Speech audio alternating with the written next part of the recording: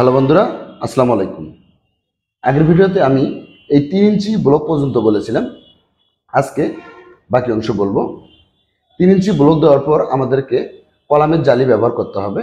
এই কলামের জালিতে কত মিলি রড আমরা ব্যবহার করব, এই যে দুটি অ্যারো চিহ্ন দেখতে পাচ্ছি, এই দুটি অ্যারো চিহ্ন দিয়ে এখানে লেখা আছে 16 মিলি ডায়ার 5 inch centre to centre both way. অর্থাৎ এই জালিতে মেইন রড এবং বাইন্ডার 16 মিলি রড ব্যবহার করতে হবে, বাদাই করতে হবে 5 ইঞ্চি সেন্টার টু সেন্টার। এই জালির উপর কলামের যে ভার্টিক্যাল রডগুলো আসবে, কলামটি বসবে, এই কলামের ভার্টিক্যাল রডের যে পাগুলো হবে, এই পায়ের মাপ দেওয়া আছে 1 ফিট 8 ইঞ্চি এবং এই পায়ের মাথায় আরেকটি মাটাম দেওয়া আছে 4 ইঞ্চি।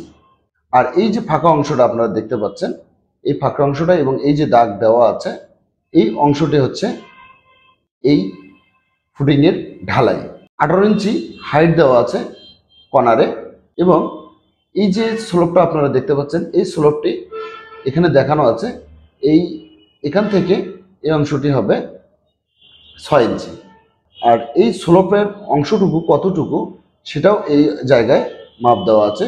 এই স্লোপটা কলামের এই পাশে হবে 2 ফিট, এই পাশেও হবে 2 ফিট। এই কলামের সেকশনের বিস্তারিত জানতে লাইক, কমেন্ট এবং শেয়ার করুন। পরবর্তী ভিডিও পেতে পেজটি ফলো করে রাখুন।